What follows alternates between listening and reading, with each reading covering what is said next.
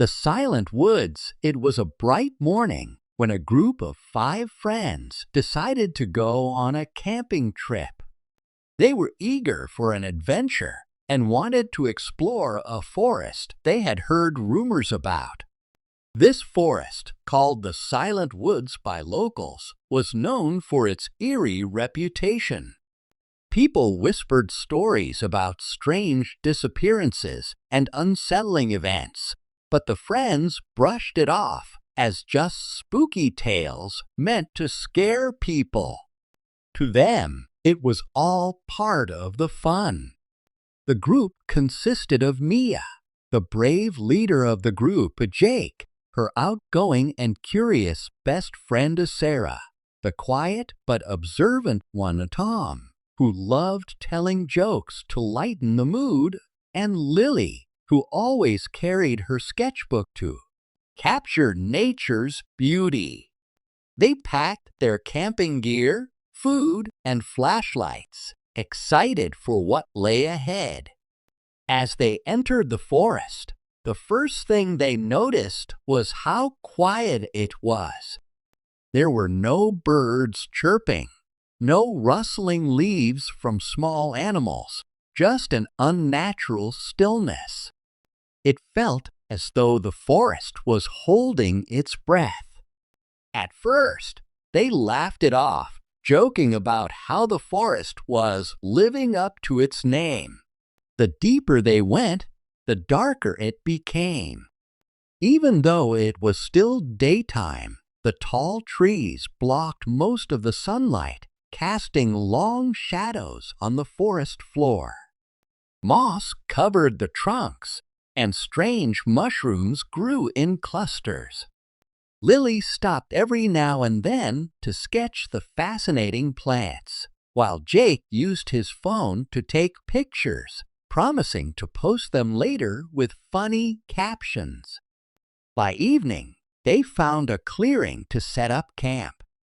The group pitched their tents, gathered wood for a campfire, and cooked a simple dinner. They sat around the fire, laughing and telling stories. Tom, as usual, cracked jokes to keep everyone entertained. The flickering firelight made their surroundings seem less intimidating, and they started to feel more comfortable. But as night fell, the forest's strange silence returned, even more oppressive than before. The wind rustled the leaves, but it sounded more like whispers than the usual rustling noise. It made everyone uneasy, though no one wanted to admit it. They convinced themselves it was just the wind playing tricks on their minds. Mia suggested they go to sleep early, as they had a long hike planned for the next day. The group agreed, though none of them felt entirely at ease. As they climbed into their tents, they tried to ignore the nagging feeling that something was watching them. In the middle of the night, Mia woke up to a faint sound. It was like a low murmur, almost as if someone was whispering just outside her tent. She froze, holding her breath, straining to hear. The whispers were soft but unsettling, like voices speaking a language she couldn't understand.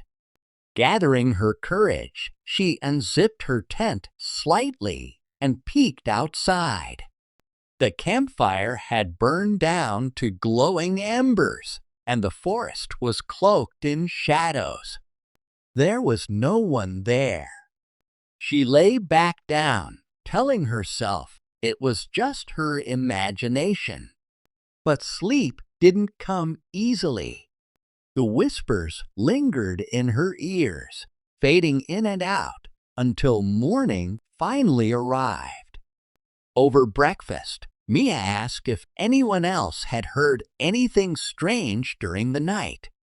To her surprise, Jake, Sarah, and Lily all said they had heard whispers too. Tom, however, laughed it off, saying it was probably the wind or their minds playing tricks. Still, the group couldn't shake the eerie feeling. As they packed up and prepared to continue their hike, Sarah noticed something odd. There were strange markings on the trees around their campsite. The markings hadn't been there the night before. They looked like symbols or runes carved deep into the bark. "Do you think someone was here while we were sleeping?" Sarah asked, her voice shaky.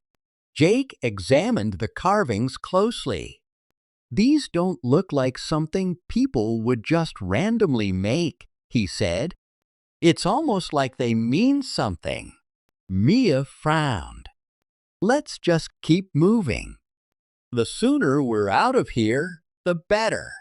As they continued deeper into the forest, the strange feeling of being watched grew stronger. The trees seemed to close in around them, and the trail they had been following began to fade.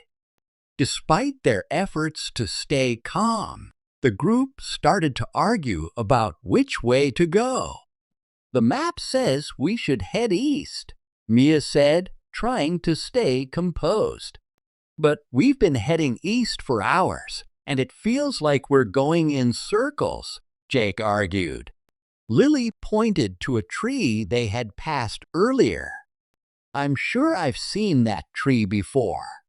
It has those same weird mushrooms." "Maybe we're lost," Sarah admitted quietly. Tom tried to lighten the mood. "Hey, maybe the forest just likes us so much, it's keeping us here." No one laughed. As evening approached, the group decided to stop and set up camp again. They were too tired and frustrated to keep going. This time, the atmosphere around the campfire was tense. Everyone was on edge, jumping at the slightest noise. The whispers returned, faint but persistent, and now they seemed to come from all directions. Mia decided to stay awake and keep watch.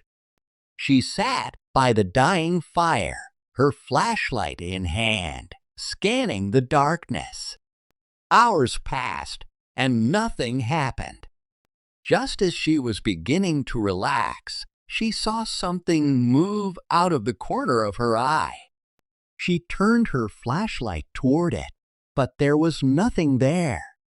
Still, she couldn't shake the feeling that something was lurking just beyond the reach of the light. The next morning, the group woke up to find the markings on more trees around their campsite. This time, the symbols were larger and more intricate. It was as if someone or something was trying to send them a message. "We need to get out of here," Mia said firmly. "No more exploring. We're heading back the way we came." But retracing their steps proved impossible. The forest seemed to change, with new paths appearing and old ones vanishing. Landmarks they had passed earlier were nowhere to be found. It was as though the forest itself was alive, shifting to confuse and trap them. As the day wore on, their fear grew.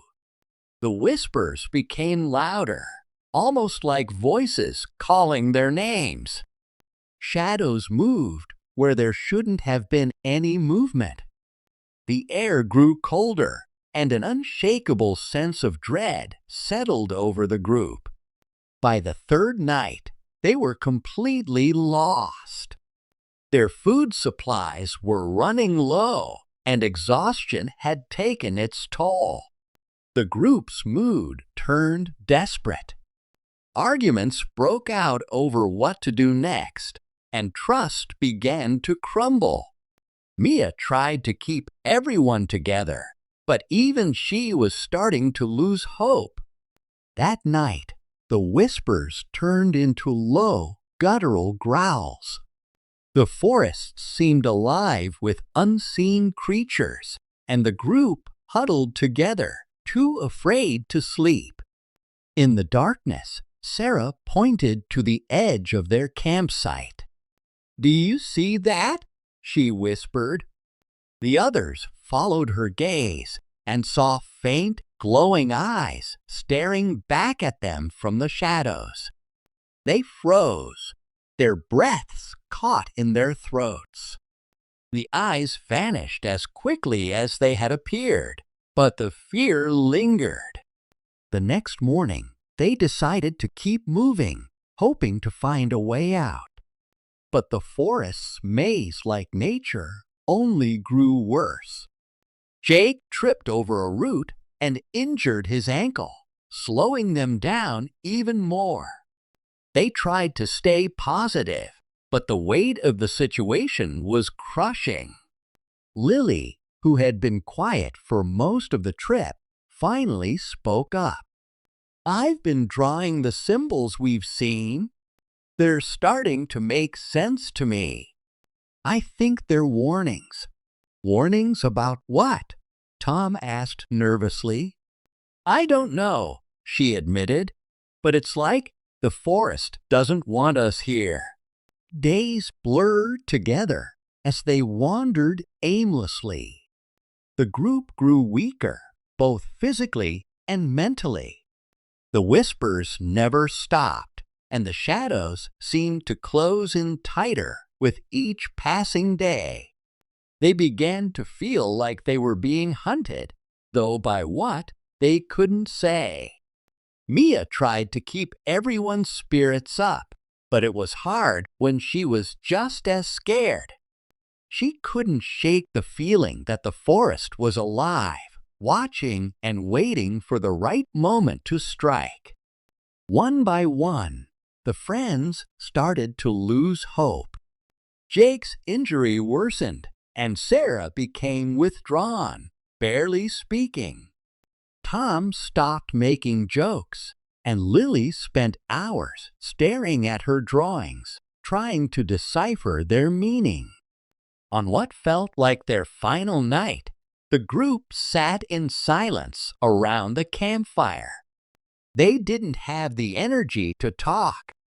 The forest around them was darker than ever, and the whispers had become a constant, deafening hum.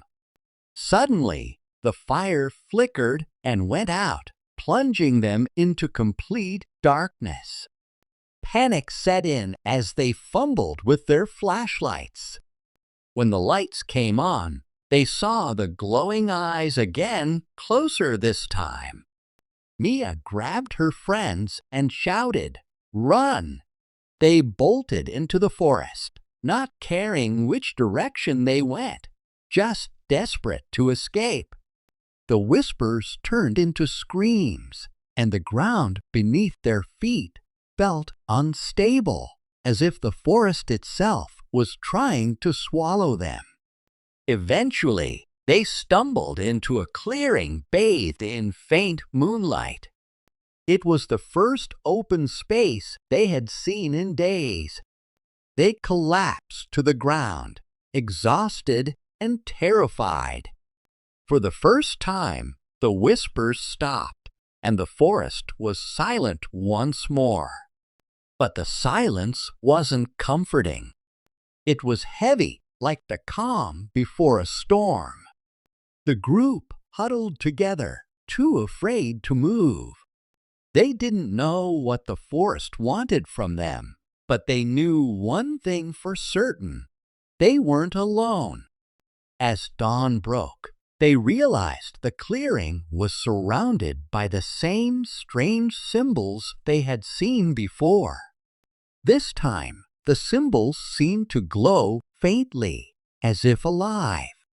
The forest had brought them here for a reason, but they had no idea what it was. And so, trapped in the maze of shadows and silence, the group could only wait, hoping against hope that they would find a way out before the forest claimed them too. The ghost town. It was late afternoon when the traveler's car began to sputter. The sun hung low in the sky, its golden rays casting long shadows across the endless desert. The traveler, a young woman named Clara, glanced nervously at the fuel gauge. It was nearly empty, and the nearest town on her map was miles away. She hoped the car could make it, but fate had other plans. With a final cough and sputter, the car rolled to a stop on the side of a dusty road. Clara stepped out, shielding her eyes from the glaring sun. The vast desert stretched out in every direction, with no sign of civilization. Just as panic began to creep in, she spotted something in the distance, the faint outline of buildings. Grateful for even a glimmer of hope, she grabbed her backpack, a bottle of water, and her phone, which frustratingly showed no signal.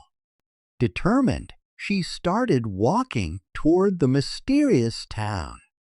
As Clara approached, the town came into focus. It was small, with a handful of buildings lining a single dirt street. There was a saloon, a general store, and a church with a leaning steeple. What struck Clara the most was how everything seemed perfectly preserved, like a snapshot of the past. Doors hung slightly ajar. Chairs were scattered as if someone had just left them, and an old wagon stood abandoned in the middle of the street. It was as though the residents had vanished in the middle of their day. "Hello," Clara called out, her voice echoing in the eerie silence. There was no answer. She walked down the street, peering into windows and stepping cautiously into the buildings. The saloon was dusty but intact. Lasses sat on the bar, and a deck of cards was spread out on a table as if a game had been interrupted. The general store was stocked with old-fashioned goods, their labels faded but readable. It all felt frozen in time. By the time Clara had explored most of the town, the sun was beginning to set. The desert air cooled quickly, and the shadows grew longer. She decided to stay in the town for the night, reasoning that it was better than wandering the desert in the dark. She chose the saloon as her shelter, finding it the least unsettling of the buildings. As darkness fell, the town seemed to change. The silence became heavier, almost oppressive, and the shadows seemed to move on their own. Clara tried to dismiss her unease, chalking it up to her imagination and the strangeness of her surroundings. She set up her sleeping bag in a corner of the saloon and tried to rest. But sleep didn't come easily. In the middle of the night, Clara awoke with a start. She wasn't sure what had woken her, but she felt an unshakable sense of being watched. She sat up, her heart pounding, and listened.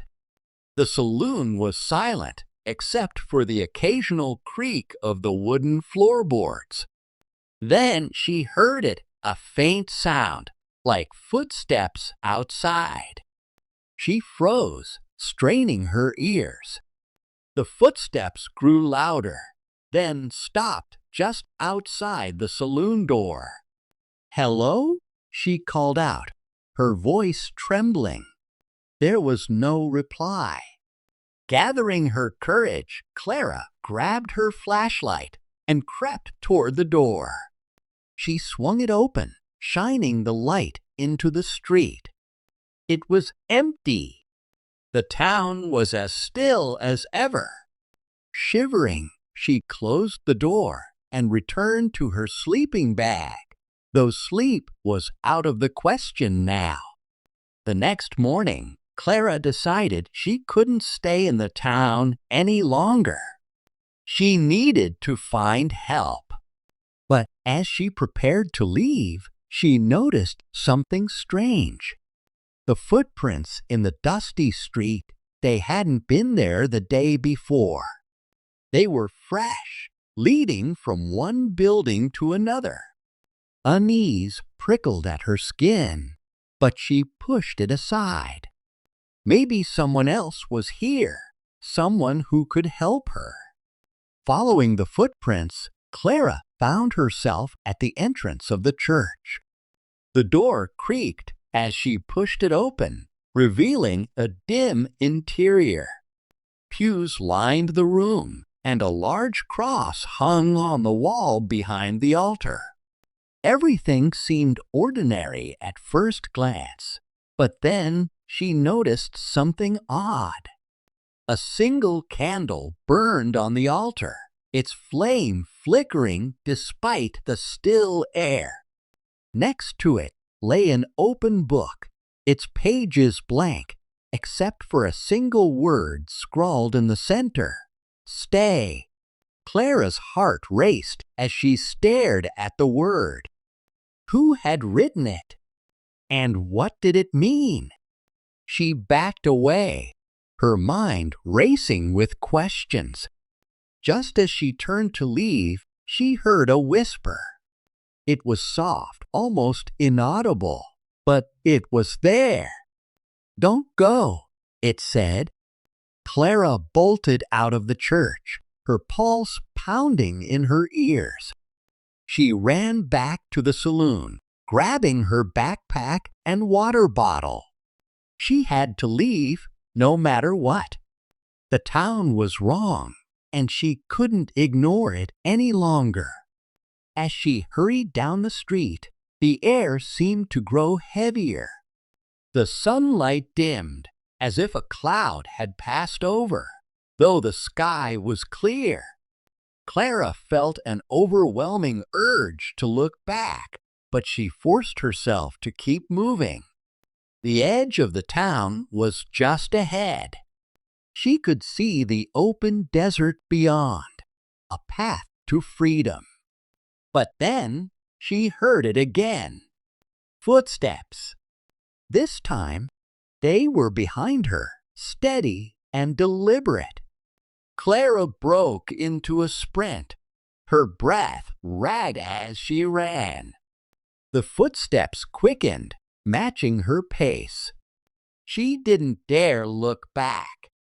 The moment she crossed the boundary of the town, the footsteps stopped.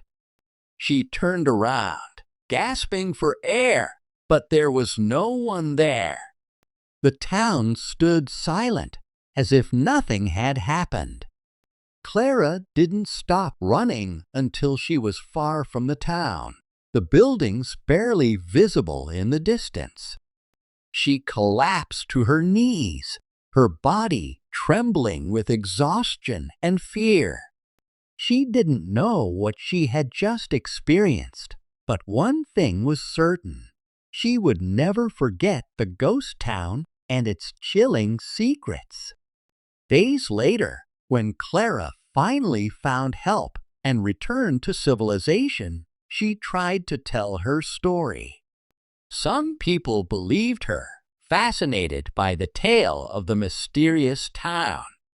Others dismissed it as a figment of her imagination, a product of dehydration and fear. But Clara knew the truth. The town was real, and something or someone was still there, waiting for the next traveler to stumble upon it. The lonely lighthouse, a violent storm crashed across the sea, tossing a small fishing boat like a toy. The sailor on board clung tightly to the wheel, struggling to keep the vessel upright. Waves towered above him, the wind howled, and rain poured down in sheets. The night was pitch black, and he could barely see where he was going. Despite his best efforts, a giant wave slammed into the boat, overturning it and throwing the sailor into the cold, churning water. When he woke up, he was lying on a rocky shore, soaked and shivering. His boat was nowhere in sight, and the storm had passed, leaving the sky clear and quiet. The sailor's head throbbed, and his body ached. Looking around, he realized he was on an island. It wasn't large, but it was surrounded by jagged rocks and steep cliffs. The only thing that stood out was an old lighthouse perched at the island's highest point. With no other options, the sailor stumbled toward the lighthouse. It was a tall, weathered structure, its white paint peeling and its windows dark. He banged on the heavy wooden door, hoping someone inside could help him. After a few moments, the door creaked open, and a man appeared. He was old and hunched, with a scraggly beard and piercing blue eyes. He didn't say a word, just stared at the sailor for an uncomfortably long time. "Please," the sailor said, his voice hoarse. "I need help. My boat is gone, and I don't know where I am." The old man nodded slowly and stepped aside, motioning for the sailor to enter. Inside, the lighthouse was dimly lit and smelled of salt and mildew. The walls were lined with shelves holding dusty books, strange artifacts, and jars filled with unidentifiable objects. A small fire crackled in a stone fireplace, offering the only warmth in the chilly room. The old man pointed to a chair near the fire. "Sit," he said in a gravelly voice. The sailor sat down gratefully, holding his hands out to the flames. The old man busied himself in a corner, pouring something hot into a chipped mug. He handed it to the sailor, who took a cautious sip. It was tea, bitter but warming. "Thank you," the sailor said. "What is this place?" "A lighthouse," the old man replied simply. His voice was deep and slow, each word carefully measured. The sailor hesitated. "Do you live here alone?" The old man nodded. "It's better that way." There was something unsettling about the man's tone, but the sailor was too exhausted to dwell on it. "Can you help me get off this island?" The old man shook his head. "The sea is too dangerous. You'll have to wait for another ship to pass. Could be days, could be weeks." The sailor's heart sank. Weeks? He couldn't stay here that long. But he didn't have a choice. "All right," he said. "Thank you for letting me stay." The old man grunted in response. "You can sleep here," he said, pointing to a narrow cot in the corner. "But there's one rule you must follow. Never, under any circumstances, go upstairs." The sailor blinked, surprised. "Why not?" The old man's expression darkened. "Just don't," he said firmly. "It's not safe." The sailor wanted to ask more questions, but the old man's tone left no room for argument. Reluctantly, he nodded.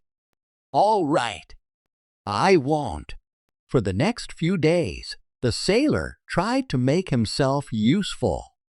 He helped the old man with chores around the lighthouse, fixing broken furniture, mending fishing nets, and chopping firewood. The old man was gruff and silent, speaking only when necessary. He never explained why he lived alone or what was upstairs. The sailor's curiosity grew stronger with each passing day. At night, as he lay on the cot, he would hear strange noises coming from above.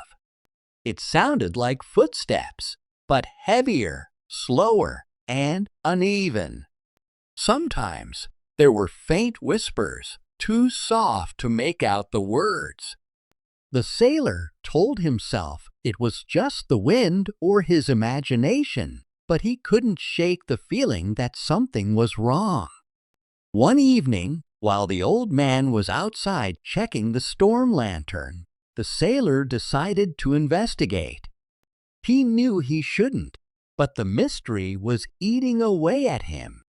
Quietly, he crept up the spiral staircase, each step creaking under his weight. At the top, he found a heavy wooden door with an iron lock. To his surprise, the lock was open. He hesitated, his heart pounding.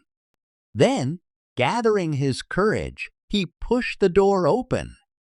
The room was dark, lit only by the faint moonlight streaming through a small window. At first, he couldn't see much. But as his eyes adjusted, he saw something that made his blood run cold. In the center of the room was a large glass tank filled with murky water. Inside, something moved. The sailor stepped closer, trying to make sense of what he was seeing. The thing in the tank was unlike anything he had ever encountered. It was large, with slimy gray skin that glistened in the dim light. Tentacles writhed and twisted, and glowing yellow eyes stared back at him with an unsettling intelligence. He stumbled back, nearly tripping over his own feet. The creature's gaze followed him, unblinking. It made a low, guttural sound that vibrated through the room. "I told you not to come up here." The sailor spun around to see the old man standing in the doorway, his face shadowed, but his eyes blazing with anger. "What is that?" the sailor demanded, his voice shaking. The old man sighed, his shoulders sagging. "It's not something you were meant to see," he said. "But now that you have, you need to understand. This creature, it's dangerous. It's why I live here alone, to keep it contained." "Why?" the sailor asked, his mind racing. "What is it?" The old man didn't answer right away. Instead, he stepped closer to the tank, his expression softening. "It's been here for as long as I can remember," he said. "Some say it's a god, others say it's a curse. All I know is that it can't be allowed to escape. If it does, the world out there." He trailed off, shaking his head. "It would be destroyed." The sailor stared at the creature, his fear mingled with a strange sense of awe. "What does it want?" The old man's eyes narrowed. "Everything. That's why I'm here. To make sure it gets nothing." The sailor's mind raced with questions, but the old man's stern expression made it clear the conversation was over. "Go back downstairs," he said. "And remember, never speak of this to anyone." The sailor nodded reluctantly and retreated to the lower floor. But sleep did not come easily that night. His thoughts were consumed by the creature in the tank and the old man's cryptic words. What was the truth about the lighthouse and its strange inhabitant? And what would happen if the creature ever got free? The days stretched into weeks, and the sailor's curiosity only grew. He couldn't stop thinking about the creature. Late at night, when the old man was asleep, he would creep back upstairs to watch it, careful not to make a sound. The creature seemed to sense his presence, its glowing eyes following him wherever he moved. One night, as he stood by the tank, he heard the creature's voice in his mind. It was soft at first, like a whisper carried on the wind. "Help me," it said. "I am trapped. Set me free, and I will reward you." The sailor froze, his heart pounding. Was he imagining things? Or was the creature really speaking to him? "You don't belong here," the voice continued. "But you can leave if you help me. The old man lies to you. He's the real danger, not me." The sailor shook his head, trying to block out the voice. But the creature's words stayed with him, planting seeds of doubt. Was the old man really telling the truth? Or was he hiding something more sinister? As the days went by, the sailor found himself torn between fear and temptation. The creature's voice grew stronger, more insistent. "Release me," it begged, "and I will give you everything you desire." Finally, unable to resist any longer, the sailor made his decision. Late one night, while the old man slept, he returned to the room upstairs. The creature's glowing eyes brightened as he approached, and its voice filled his mind. "Yes," it said, "you are the one. Set me free." The sailor hesitated, his hand trembling as he reached for the latch on the tank. But before he could open it, the old man appeared, his face twisted with rage. "I warned you," he roared, grabbing the sailor and pulling him away. The sailor struggled, but the old man's grip was iron strong. "You don't understand," the sailor shouted. "It spoke to me. It said you're the one who's lying." The old man's eyes blazed. "It's a liar," he spat. "It will say anything to get what it wants. You have no idea what you almost unleashed." Before the sailor could respond, the creature let out a deafening roar, its tentacles slamming against the glass. The room shook, and the old man shoved the sailor toward the door. "Go," he shouted. "Get out of here now." The sailor stumbled down the stairs, his ears ringing. Moments later, he heard the old man's voice, chanting in a language he didn't understand. The air grew heavy, and the lighthouse seemed to hum with energy. Then, suddenly, everything went silent. The sailor waited at the bottom of the stairs, his heart pounding. Minutes passed, but the old man didn't come down. Finally, he mustered the courage to climb back up. The room was empty, the tank shattered. The creature was gone, and so was the old man. The sailor stared at the wreckage, a deep sense of unease settling over him. He didn't know what had happened, but he knew one thing for certain: the world would never be the same. The frozen road the snowstorm had started earlier in the afternoon, and by evening it was nearly impossible to see the road. The Wilson family, Tom, his wife Sarah, and their two kids, Lily and Jack, were driving home after a weekend trip to visit relatives. The weather report had warned of heavy snowfall, but they hadn't expected it to get this bad. The road was completely covered, and Tom could barely keep the car steady. "I think we need to stop somewhere," Sarah said, worry etched on her face as she looked out the window. "This storm isn't letting up." Tom nodded, gripping the wheel tightly. "I'll keep an eye out for somewhere safe." After a few more minutes of driving, the headlights illuminated a narrow side road leading into the forest.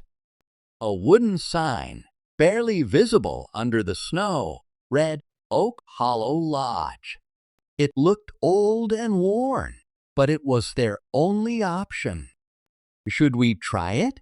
Sarah asked, her voice uncertain. "We don't have a choice," Tom replied, turning the car onto the path. The tires crunched through the snow as they slowly made their way down the narrow, winding road. After what felt like forever, a large, dark building appeared in the distance. It was the lodge. The place looked abandoned. The windows were dark, and the roof sagged under the weight of the snow. But it was shelter, and they needed it. Tom parked the car near the entrance, and the family hurried inside, shielding themselves from the biting wind. The front door creaked loudly as Tom pushed it open, revealing a dusty but surprisingly intact interior. The lobby was large, with a stone fireplace, wooden furniture, and faded rugs. "It's better than staying in the car," Tom said, trying to sound optimistic.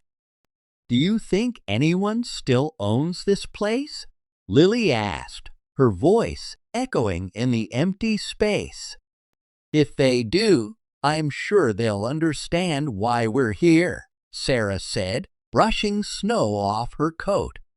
The family explored the lodge and found it eerily quiet. Most of the rooms were empty, but they managed to find some old blankets and a few pieces of firewood near the fireplace. Tom lit a fire, and soon the room felt a little warmer. As they settled in, the storm outside grew fiercer. The wind howled like a wild animal, and the snow piled up against the windows. Despite the shelter, an uneasy feeling hung in the air. "This place gives me the creeps," Jack said, huddling close to the fire. "It's just an old building," Tom reassured him. "We'll leave as soon as the storm clears." Later that night, as the family tried to sleep, Sarah heard a faint noise. It sounded like footsteps crunching in the snow outside. She sat up, her heart racing, and listened carefully. The sound came again, slow, deliberate steps, as if someone was walking around the lodge. "Tom, wake up," she whispered, shaking her husband's arm. "I hear something outside." Tom groggily got up and went to the window. He peered through the frosted glass, but saw nothing but swirling snow. "There's no one there," he said, though he didn't sound entirely convinced. "It's probably just the wind." Sarah nodded, but unease lingered.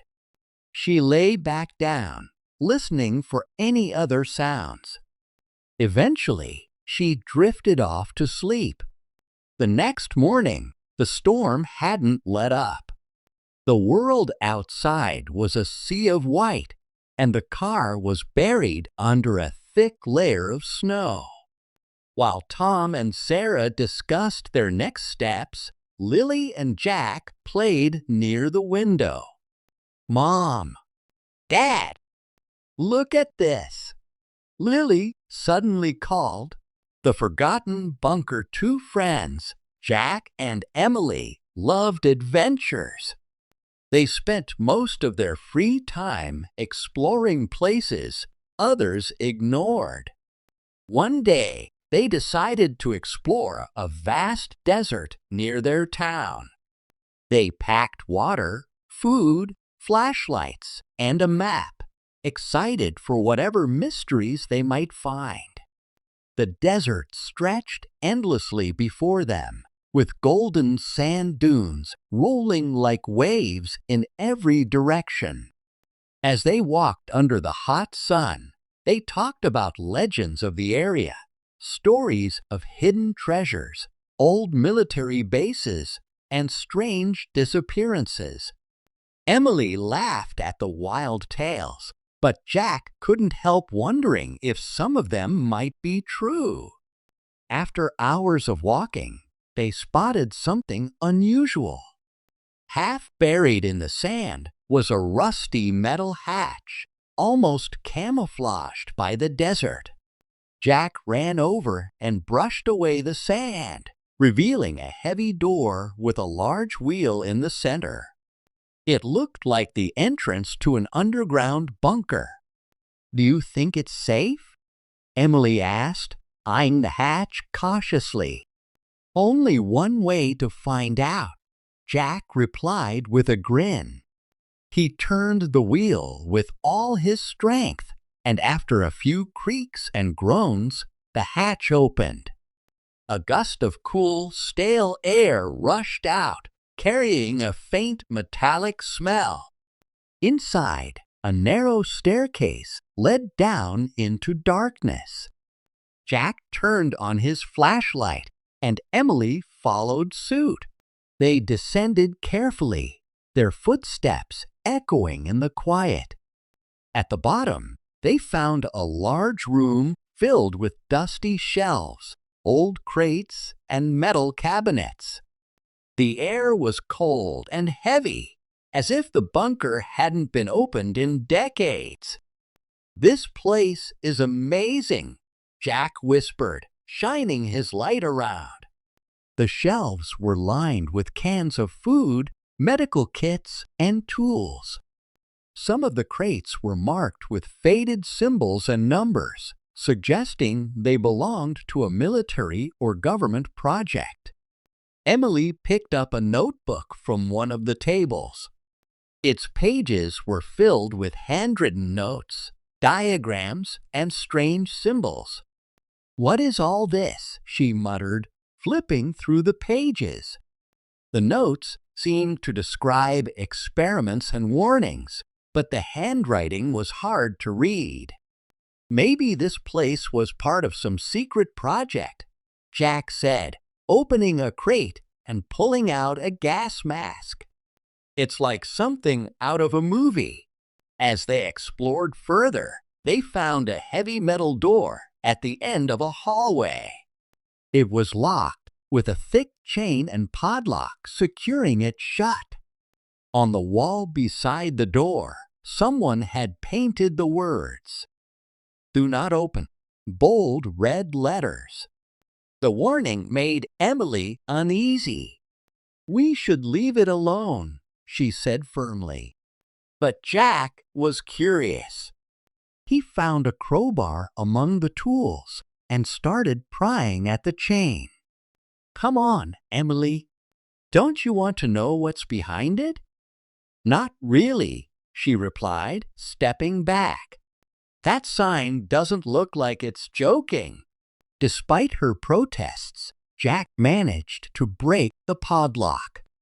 The chain clattered to the floor, and he pulled the door open. A loud creak echoed through the bunker, making Emily shiver.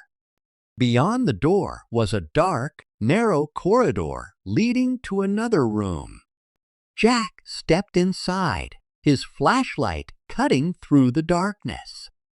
The room was empty except for a strange glass container in the center. The container was large, cylindrical, and filled with a thick green liquid.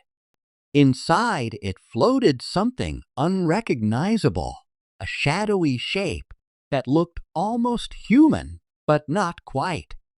Wires and tubes connected the container to machines along the walls, some of which were still humming faintly with power. "What is that?" Emily whispered, her voice trembling. Jack moved closer to inspect it. As he touched the glass, a small crack appeared. Suddenly, the machines began to whir and beep, as if they had been activated. The green liquid started bubbling violently, and the crack in the glass spread rapidly. "We need to get out of here," Emily shouted, grabbing Jack's arm.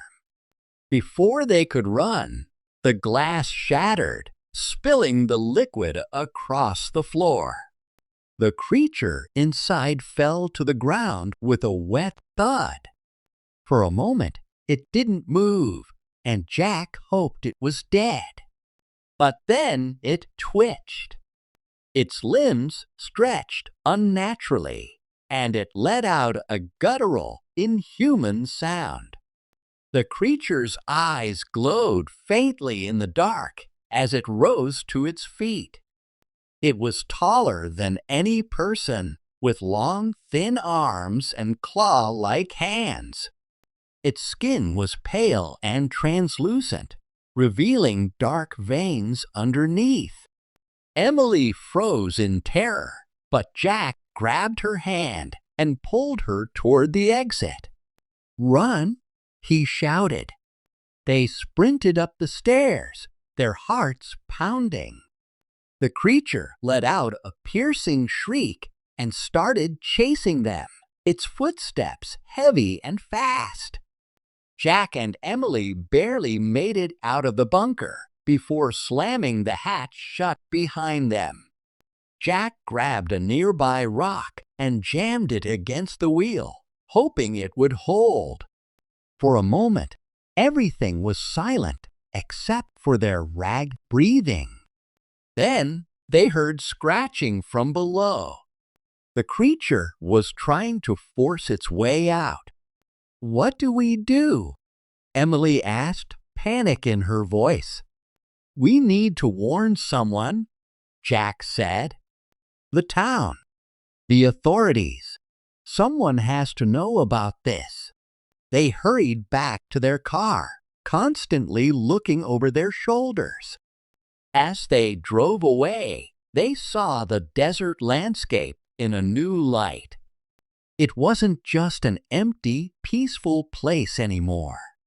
It was hiding something dangerous, something that should have remained buried. When they reached the nearest town, they tried to explain what had happened. But no one believed them. The sheriff dismissed their story as a prank or an overactive imagination. Frustrated and scared, Jack and Emily decided to go back to the desert with cameras and tools to gather proof. The next day, they returned to the bunker. The hatch was still sealed, and there was no sign of the creature. But as they ventured inside again, they found more clues about the bunker's purpose. The notes Emily had skimmed earlier made more sense now. They described experiments on life forms and attempts to create something beyond human. One entry warned of an uncontrollable subject that had been sealed away for safety. "So they knew it was dangerous," Emily said, her voice shaking. "And we let it out," Jack replied grimly. As they explored further, they realized the creature was no longer inside the bunker. It had escaped into the desert. The thought terrified them. What if it found its way to the town? What if it wasn't alone? Determined to stop it, Jack and Emily decided to track the creature. They followed strange footprints in the sand, leading deeper into the desert. The tracks were erratic, as if the creature was wandering aimlessly. Along the way, they found signs of destruction, shattered rocks, broken cacti, and strange scorch marks on the ground. As night fell, the desert grew colder, and the darkness seemed to close in around them. Jack and Emily set up a small camp, keeping their flashlights and a makeshift weapon close. They didn't sleep much, too afraid of what might be lurking nearby. In the middle of the night, they heard a distant howl. It was low and mournful, echoing across the dunes. Emily gripped Jack's arm tightly. "It's out there," she whispered. "We have to stop it," Jack said, though he wasn't sure how. The next morning, they continued following the tracks. Eventually, they came across an old, abandoned shack. The door was hanging open, and inside, they found more strange notes and equipment. It seemed like whoever had worked in the bunker had used this place too. Among the papers, they found a map with markings that seemed to indicate other hidden locations in the desert. "Maybe this thing was part of a bigger project," Emily said. "What if there are more of them?" The thought sent a chill down their spines. They realized they weren't just dealing with one creature. They might have uncovered something much larger and more dangerous. Over the next few days, Jack and Emily worked tirelessly to piece together the mystery. They revisited the bunker, searched the desert, and studied the notes they had found. Each clue brought them closer to understanding the truth, but it also made them feel more helpless. Whatever had been done in that bunker had unleashed a horror that was beyond their control. In the end, they decided they couldn't handle it alone. They needed to find someone who would believe them and help. But as they prepared to leave the desert for good, they saw something in the distance. A tall, shadowy figure was watching them from atop a dune. The creature wasn't hiding anymore. It was waiting,